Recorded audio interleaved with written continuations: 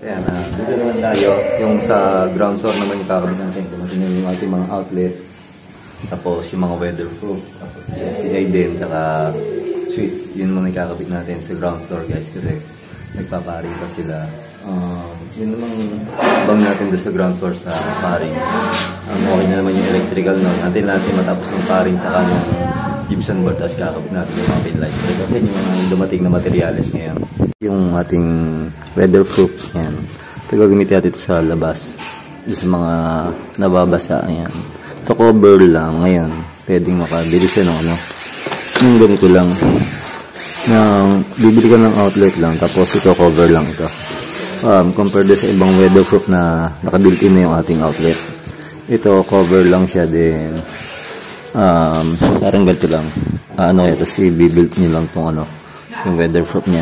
Ito naman, sigurado hindi papasok yung ano niya, yung kanyang tubig kasi yan, silyado siya ng rubber.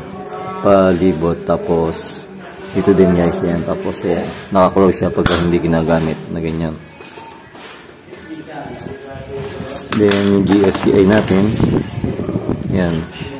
Tapos, may pinabili din tayong 3-prong. Kasi yung 3-prong gagamitin natin sa ating ano, dito. 3-prong natin.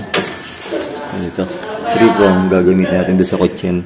At nagagamitin natin na outlet sa kitchen is 3-prong kasi kalimitan doon is ano, lagay ng mga oven.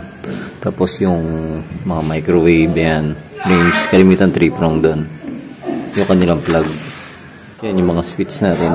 Yung switch natin is wide series. Yan, lahat yan switch, pati outlet, lahat wide series na. Compare yung isa yung maliit, classic yan. Tapos yan. Yung brand niya is yung Panasonic na. Ang napaiba lang is yung GFCI natin kasi ProU. Wala siguro makuha na Panasonic na GFCI pero lahat yan is Panasonic na. Yan. Para medyo mas maganda-ganda kasi yung brand hindi naman sa ano, mas maganda-gandang brand talaga yung Panasonic. Kumbaga subok na. Ayan. Mas tatagal na siya guys. Ayan. Tapos yun atin ng mga wire kasi talaga maganda kasi. Ayan, pulse dads. Yun ito naman, binuo ko na siya. Ito is single switch itong dalawa. Tapos itong isa is 3-way switch. Ngayon, pakita ko sa inyo kung paano mag-jumper nito nung 3-way switch na may kasamang single switch. Tapos yung katuwang nitong 3-way switch na ito binuo ko na rin. Tugang na lang kasi doon sa pagkakabitan niya, pakita ko sa inyo mamaya. Itong isa single switch para dun sa ano, sa main light. Ito yung katuwang ng 3-way switch na ito. Yan, ang mangyayari nito kasi is ito wala na itong jumper. Bakit yun nasabing walang jumper? Pakita ko sa inyo mamaya wiring pero papaliwanag ko na sa inyo ngayon kasi ito may jumper ito gawa ng itong live dito kukuha na rin kasama nitong ating ano, yung live nito dito sa zero kukuha siya na dito magkakasama silang live. Ngayon hindi ka na maglalagay ng isang live galing dito or papunta dito sa isang 3-way switch. Ito kasi yun, yan, ito na lang yung magsisilbing live or kukuha ng linya or line 1 sa ating supply. Tapos ito hindi na, kaya wala nang jumper itong tugang nito. Ito na lang trigang may jumper. Ito kasi is ang papapunta dito sa zero is yung ano, yung ating return, yung galing sa receptacle or sa ilaw. Yan. Kasi yung 1 and 3, yung traveler lang yun. Kaya tatlo yun na, tatlong wire. Yung isang wire is live. Tapos yung 1 and 3, yun yung dito. Yun yung traveler. Yan, dito yan. Isang wire dito, isang wire dito. Yan, papunta dito yan. Sa 1. Tapos yung sa 3 papunta dito sa 3. Ganyan. Okay lang yung magkabaligtad. Kahit yung 1 mapupunta dito sa 3. Tapos yung 3 mapupunta sa 1. Ganun. Okay lang yung magkabaligtad yung traveler. Walang problema yon. Ngayon, ito lang.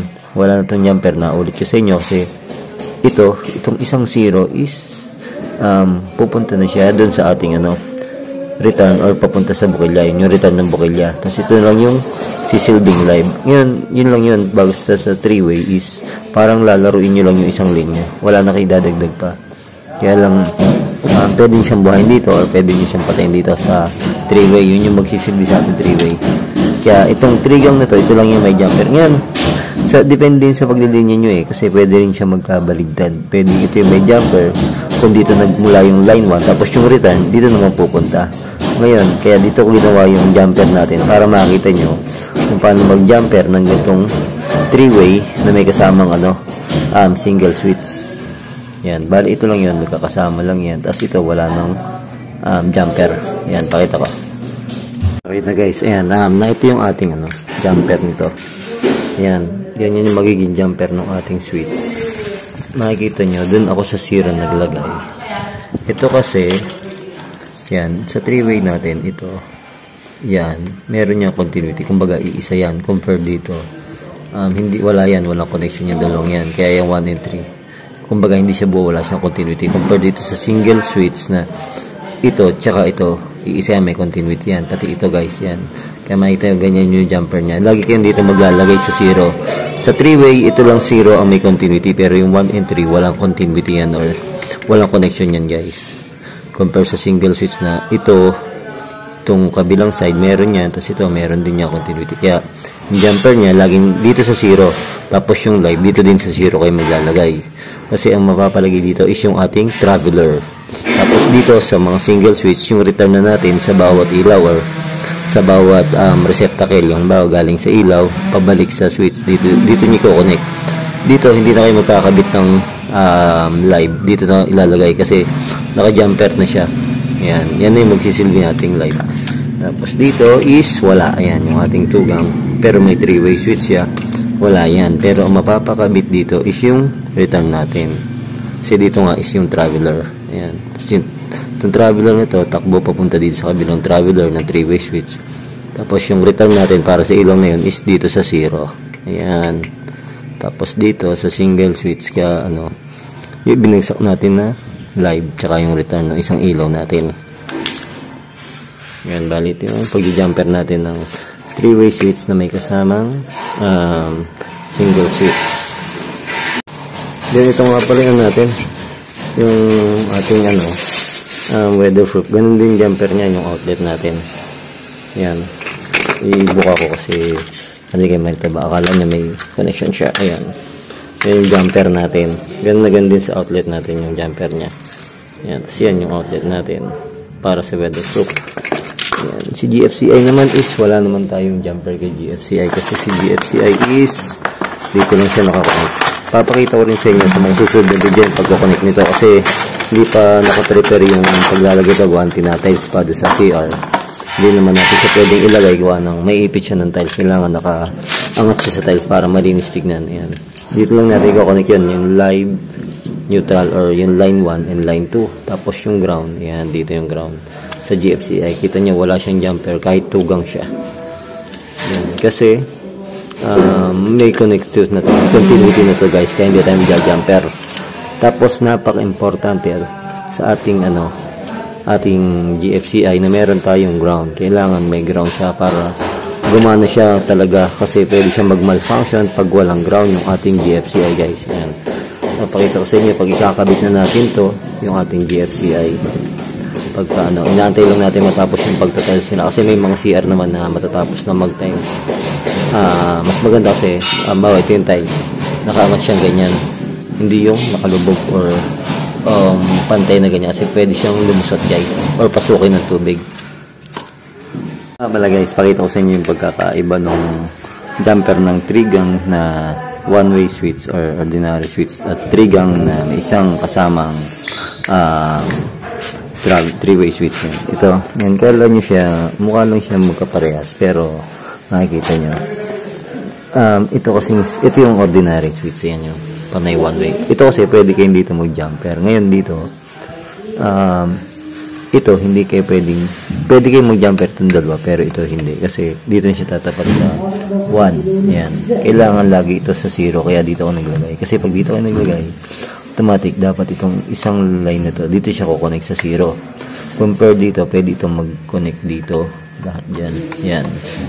Ito hindi pwede dito kasi sa 1. Ang kakabit lang dito sa 1 at 3 is traveler. Yan pa rin ang gagawin nyo. Kung halimbawa, dalawang 3-way switch, isang 1-way switch. Kailangan dun sa 0 lagi. Compare dito sa ordinary switch na gano'n lang.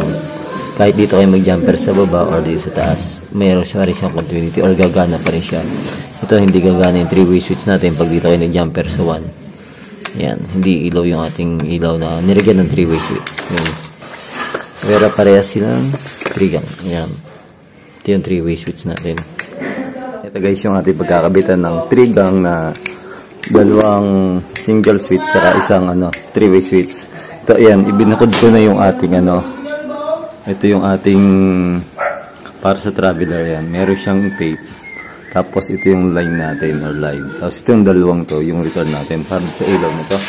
Ito yung ilaw ng isang one way. Kasi ito pa yung isa. Ito yung naka 3-way. Yun. Yung return niyan, dun ang punta sa kabilang switch. Tapos ito yung magiging natin. Ito yung live. Kaya dito siya kukuha. Kaya ito yung naka-jumper guys. Yan. Dito siya kukonek. Yung ating yung live dito. Tapos yung dalawang traveler na ito is dito guys sa 1 and 3. Yan, pakita yung katuwang yan na pagtatamaan ito. Na ito yun eh. Ayan, ito. So kaya nakabuko dito. Yun no. Hindi mo siya kukuha ng live dito sa dito sa ating single switch na ito na. Ito yung return, itong puti. Tapos itong dalawang green is yung traveler niya na galing dito sa kabilang switch. Yun no. Buo siya. From switch to switch lang yung traveler. So guys, so yan. Diyan lang siya kumuha. Kasi ito yung naka 3-way natin. Yan, kabit ko muna. Tapos pakita ko sa inyo. Ito, ayan. Nakakabit na yung ating mga wire. Ito yung may tape yung ating traveler. Yan, papunta lang siya doon sa 1 and 3. Yung ating 3-way switch. Yan. Tapos ito yung live natin. This sa 0. Yan. Tapos naka-jumper na para magkaroon ng live din itong ating single switch. Yan. Itong dalawang to yung return ng ating dalawang ilaw. Dito sa labas. Sa taas. Yun.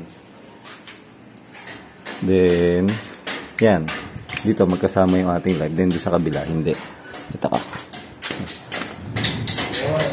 Ayan. Ito yung isa natin. Ito yung return natin. Galing sa isang ilaw. Tapos ito yung dalawang traveler. Yan. Tapos, ayabang na lang natin is yung sa taas na lang. Ayan. Atayin na natin matapos. Kasi tapos na lang nila yung paglalagay ng gypsum board. Tapos na naman sila magparing. After nun, lalagyan natin siya ng ilaw. Pagkatapos nila mag gypsum board. Ayan. Halos tapos na naman yung magparing sila. Yun. Yung mga design okay na rin. Yan, tapos yung wiring naman natin is nakakonect na lahat. Basta nakalawit na yung wire natin. Yung pagkakabit ng mga pin light tsaka center light. Yan, samahan niyo po ulit ako guys sa mga next video at maraming salamat po ulit sa inyong walang sawang pagsuporta. Lagi po tayo mag-ingat guys and God bless po.